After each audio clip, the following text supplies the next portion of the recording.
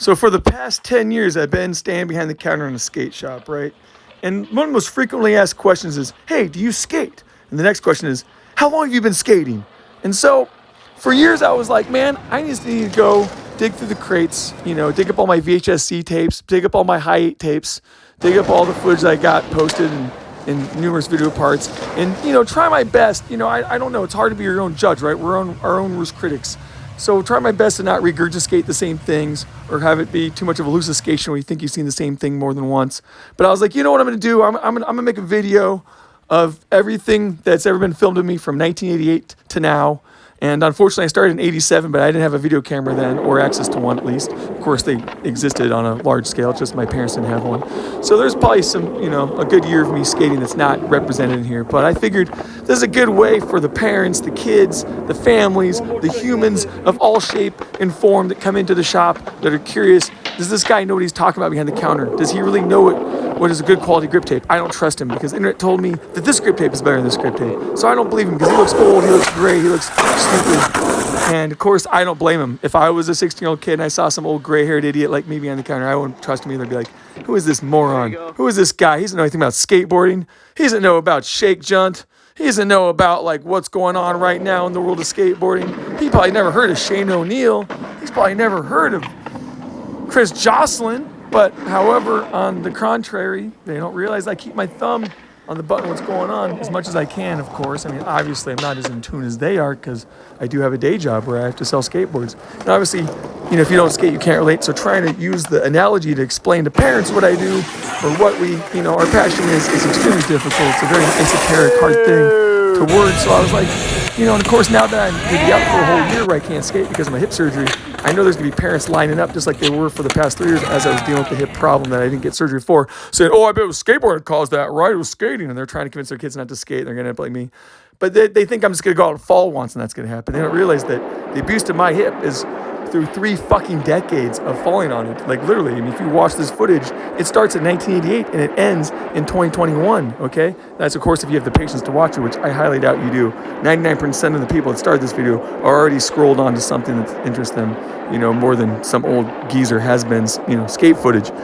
And whatever you want to even call it, if you want to call it even a contribution to the World Wide Web, honestly, I'm probably just killing, tons of poor chimpanzees by lithium mining right now, by all the pain and strife that I just put into the world and the environment and all the destruction for the servers that I'm putting this on. But, this way, at least when someone comes in and they say, how long have you been skateboarding? I say, since 1987. At least now, I can show them this video on my phone, or I can show it to them on Instagram, or I can show it on YouTube or Vimeo or wherever else I'm going to put this video. And they'll go, oh crap, there he is growing up right before my eyes. Every year he gets a little bit taller. Every year he's doing a little bit different with his tricks. Some days he's painting landscapes. Next day he's getting Jackson Pollocky. One day he's being creative. One day he's doing the normal regurgitated things that everyone else was doing in his peer group. Of course, I was a kid. I had to. We all fall victim of trends at some point in our life, I suppose. But that's all I'm trying to personify this video. If you watched the last video on YouTube, you probably not could even care for this. But if you didn't, we're going for it. I'm gonna read a little poem about skateboarding right now, since there's plenty of time as all this footage is scrolling by of me from, all my years past, my 35 years of skateboarding, 35 plus years of skateboarding that you're watching right now. Skateboarding is not a fashion show. It's a performance art that masquerades as a sport. It's a shoe-goo killdozer army. It's a sight-on scene that is caught clean when fulfilling the dream on a memory screen. It's the gamble with gravity that battle with insanity. The use of waste rubble from all humanity. It's not VF Corp. It's not streetwear or a league. It's not the whip of Beaverton swooshing in mid-swing or the Northwest three-stripe rank platoon. It's Pier 7 in late June, Burnside after Halloween, Moscow on the 1st of May, and the broke bottles that lay. And no, it's not a fashion show. It's the hill bomb that blew the knobs off the ledges from Barcelona to Los Dangerous. It's a funeral march. It's a wedding procession after every rent-a-cop hide-and-seek session. It's a VX-1000 gun unloading round into the fabric of every circumcised kink of a lifestyle. It's not MTV. It's not video games. It is not a publication aimed at only feeding regurgitated tricks they claim are new. It is not Scientology. It's not a Hollywood gateway drug. It's not a music glory hole. And most of all, it's not a fashion show. It is the feel of the anguish as the snaps of the veneers of the focus of the snaps. It's the fabric of all paved nations in a DNA spool of carbon-based slinkies. It's the esoteric handrail junkie with a death wish. It's the ledge ballerina, the stunt gap hucker with a video camera wrench lily pad master. It's the photobot slave flash. It's the data of Pythagoras. It's the upside down view of a vaulted ceiling, imagining lip tricks in a class of math. It's esoteric by those who have never met its glory. Sorry. It's the blockhead, splendid eye torture, dog dick red pupils of secondhand smoke. It's the hot batch. It's a quest for Nar. It's to have that career of running away from the road of mortality, laying on a bed bug of hiding in a parking lot's enamel tub. Most of all, it's not a fashion show. It's the pilgrims of E&B, love and feeling, the 401 lines of justice. It's their den, as meditative as Zen as an iPad forms all of it. Skateboard's not a fashion show. It's a daily route. It's a rough hour. It's a stall away from the daily grind. It's an escape to keep a safe mind from the coffins on the I-5. However, skateboard's not a fashion show. It's for every handicapped person. It's for every race. It's for every gender. It's for every creed and religion or lack of religion. And no, it's not a fashion show. It's not for the fashion victims.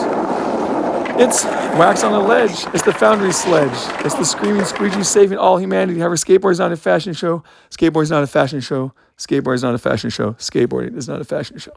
I butchered that poem, by the way, because I just ate a bunch of really nice frozen almond yogurt, like almond-based yogurt. It was really cool. It was like frozen yogurt, so it froze my face off, and I'm chattering because it's cold here in Iowa. Hence why I'm making this video right now. And, obviously I'm recovering from hip surgery, so that's the other reason I made this video now, because for years I told Lindsay, I gotta make a video with like one clip of me from every year that I've been skateboarding, all the way from 1988 to now, because I even knew at that time I didn't have any footage from 1987. I said, I'm gonna do that. And I kept telling her I never have the time to do it, because I always got the inventory. I always get the shop going. I gotta do this. I gotta go film this guy. I gotta film this. I gotta deal with this. I gotta put out this fire. I gotta keep this human happy. I gotta cheer up this person. I gotta order in these wheels for this particular person that is so particular about their durometer and their millimeter and even the color of their sidewalls of their graphics, whatever. So for 10 years, I was dealing with like OCD problems of other humans, and I didn't have time to make this video. So I'm really happy to say that this video is now done. I mean, hopefully you're watching it and it's done. And it's just clips of me through the years from 1988 all the way to 2021. Like I said earlier, at 2022, obviously it's just a photo of me sitting in the hospital chair waiting for surgery because I'm not going to be able to skate for all of 2022. So all those who are lucky enough to skate in 2022, have fun out there and take care of your health and be cool like the Keebler Elf and cruise around this town real stealth, because you never know when you might melt because the sun might crash into the earth or a nuclear warhead might strike. And that was not going to be fun, and there's no point in putting up a fight, because if World War III is coming, we're all going to go, just like Hearst Mayfield said, down below. Anyway, that's all I wanted to, just right now. I could read a million more poems for you, but I'll save those for other YouTube videos. Like I said, I was butchering that one because I'm chattering, and the lighting in my house sucks. And honestly, I can't even barely read my screens, my pages. So it's kind of just one of those bad situations, like that. But I'm extremely stoked to be talking about this today. And, some of these clips are from when I was working on the Fuel TV network, American Misfits, all that jazz. Some of it is from various video parts. Obviously, shout out to Matt Cole, Elevate Trucks, for giving me my first full video part back in the day, back in 1998, when no one wanted to put me on or give me any love for thinking outside the box. Obviously, it was all about conformity in those days and all about, sucking the colon of those who only abided by a certain code in skating. So big props to him for putting me in the first video, Levitate. It was well distributed back then, so a lot of this footage is from that. Huge props to Kurt Hayashi, rest in peace, who would film me. Dave Hupp, who would film me, obviously. All my childhood friends, all my good friends, Alex Longstead, Yogi Demas, obviously, Mark Elving, Eric Gustafson, Burt Gregory, Eric Bicklin, Brandon Eccleston, all these folks that filmed me that were behind the cameras on this. Obviously, Lindsay Podzemek, my wife, filmed a lot of the later stuff. There's just so many people that were involved filming this. I mean, Ian Hohey, Willie Santos. Let's see, who else did I work with? Ty Evans, Lee DuPont, Greg Hunt. There's some footage in here that was filmed by Eli Reed because I just gave him my camera. Let's see, Safa Luan and Domingo in San Francisco. Like in LA, Sue Trin, whoever Ray Barbie filmed some stuff in here even, dude. I mean, there's all kinds of things where I just would shove a camera at people. Eric Ricks. I mean, I could go on forever. Scuba Steve, I think, Scuba Steve filmed that exactly. Ian Hoey filmed that.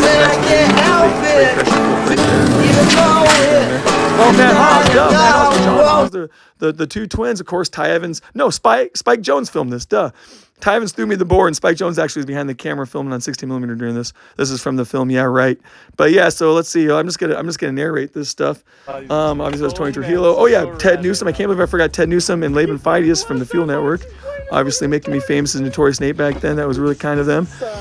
So yeah, they filmed this. I think Laban was on the close-up camera, and the long lens was actually Ted on this particular shoot. But I'm basically just standing there bitching about how these people are getting in my way as I'm trying to skate, and they're pissing me off, and they're blocking the road with their stupid scooters and their kids. Anyway, I went and did this line, all over the pole, the tray pressure, big spin pressure afterwards. Look, I'm riding a blank board. That made my sponsors really happy at the time. But hey, they didn't send me enough stuff. I broke it. Had to go to ZJ's board shop, grab a blank because I didn't have much money back then. You know what I mean? Living in Los Angeles is expensive. This laser pressure manual right here. Dave Swift shot the secret shot of that. But Louis Angeles filmed the angle of it, and then the second angle was filmed by a guy Nick. That was another day. Cameron Sanchez filmed this. The frontside shove pressure 50, manual to shove it, pressure flip out. Cameron Sanchez also filmed this, me in the flight suit in Ocean Beach, California. And this blizzard flip was actually Eric, not Eric Bragg. God, what was his name? Eric Escobar. I shit you negative. Eric Escobar, just like Pablo Escobar filmed this line. He was a guy from New Hampshire that was living in an RV, driving out west with his buddies, just living in a Winnebago, and he filmed that line to me, actually. And Cameron Sanchez filmed this line, the legendary Cameron Sanchez from the Ride Network. Of course, Ted and Laban filmed this for the Fuel Network. That's crazy. So that was pretty cool. We went out on a boat, and we were all out there filming some people water skiing for a Fuel Network special. They needed a third camera. And so I was like, sitting there having beers and hanging out, and I thought, it'd be fun to skate that wakeboard ramp. So I went back to my car, grabbed my board out of the trunk, and went back on the boat. There's a bunch of homies and jet skis and stuff, and this whole production.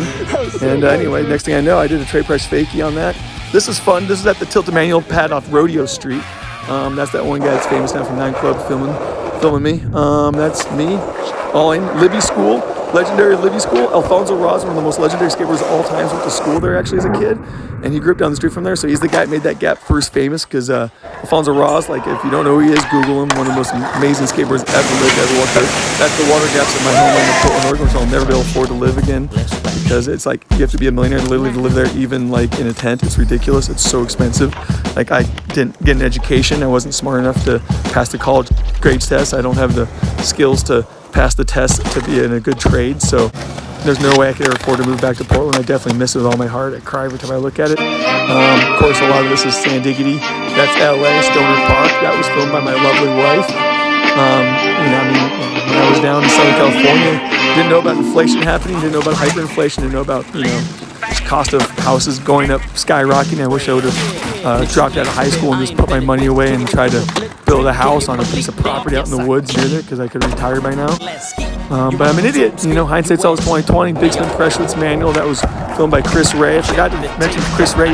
Ty Evans filmed this actually at the courthouse, the manual pressure flip. Chris Ray filmed a lot of these clips, the ones earlier. Honestly, I didn't give him props either. I forgot about Chris Ray. Sadly, I know he's famous as a filmer, but I forgot about how we used to work together before he would crash with Hensley and all that, and come down to San Diego. And I don't know, I must have rubbed him wrong, because he never really called me, never really hung out after that. I don't know what happened. We hung out and filmed a few times. He stayed at my place for like a couple weeks, and then he disappeared, and then just never talked to me again. Cold shouldered me. I don't know. Guess I wasn't cool enough or some shit. Venice, California, right there. Tray pressure. This is my first trip to Cedar Rapids, Iowa, right here. Tray press 50 on the block. That thing is like super tall. I have no idea how I did that, because I can't do that now. That's Dallas Thurston in the background, BGPs. That's me at Lucadia Park right before me and Lindsay moved here. Having some fun, just doing some lip tricks, some back disasters, blunt 180, shit like that. Little lean to tail. And here I am, 2012, when I moved here to Cedar Rapids, Iowa. My life was changed forever after that.